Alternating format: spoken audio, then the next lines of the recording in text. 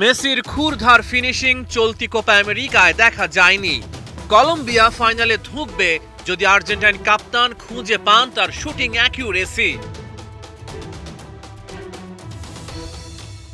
তবে স্কালোনির জন্য স্বস্তির বিষয়, মেসি গোল করার মতো জায়গায় পৌঁছতে পারছেন, অর্থাৎ এমন স্পটে থাকছেন যেখান থেকে তিনি সাধারণত লক্ষ্য ভেদ করেন। ক্যারিয়ারের গোধূলি বেলায় মহাতারকার শক্তি, খেলা সম্পর্কে তার অনন্য বোঝাপড়া এবং ডিফেন্ডারদের ছিটকে ফেলার ক্ষমতা। বয়স এবং ইনজুরির সাথে সাথে মেসি তার খেলার ধরনকে বর্তমান অবস্থার সাথে মানিয়ে নিতে শিখেছেন। আর্জেন্টাইন ফরওয়ার্ড চলতি টুর্নামেন্টে তার সেরা পারফরম্যান্সটাকে হয়তো তুলে রেখেছেন ফাইনালের জন্য।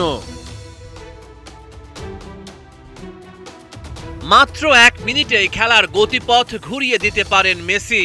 অনুপ্রেরণা খোঁজার সময় আবেগ হবে তার পুঁজি। নিন্দুকেরা সরব, ওরা সবাই চুপ হয়ে যাবে যদি মেসি আবারও আর্জেন্টিনার জন্য বয়ে আনতে পারেন গৌরব। ESPN এর প্রতিবেদনে বলা হয়েছে, আমরা দেবতার সূর্যাস্ত দেখছি। তিনি যা করেন তা এখনো উজ্জ্বল হতে পারে, কিন্তু মেসি কাতারে যে অপার্থিব ফুটবল উপহার দিয়েছেন তার চেয়েও অনেক দূরে।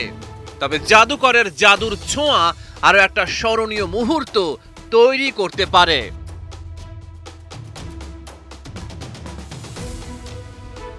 ফাইনালে আর্জেন্টিনার কৌশল কি হতে পারে?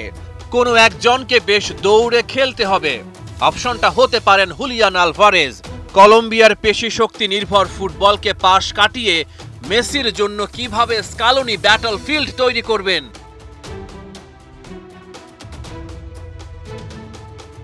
কিভাবে একটি মেজর টুর্নামেন্টে রণকৌশল সাজাতে হয় বর্তমানে স্কালোনির চেয়ে এই বিদ্যায় আর কে আছেন বেশি পারদর্শী? 3 বছরের মাঝে টানা 3টা মেজর ট্রফি জেতা থেকে মেসির দল মাত্র একটা জয় দূরে।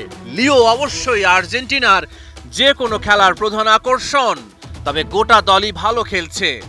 কিন্তু ফুটবল রোমান্টিকরা মেসির কাছ থেকে সম্ভাব্য একটি উজ্জ্বল মুহূর্তের আশা করতেই পারে। রহমান পেয়ার, ৭১।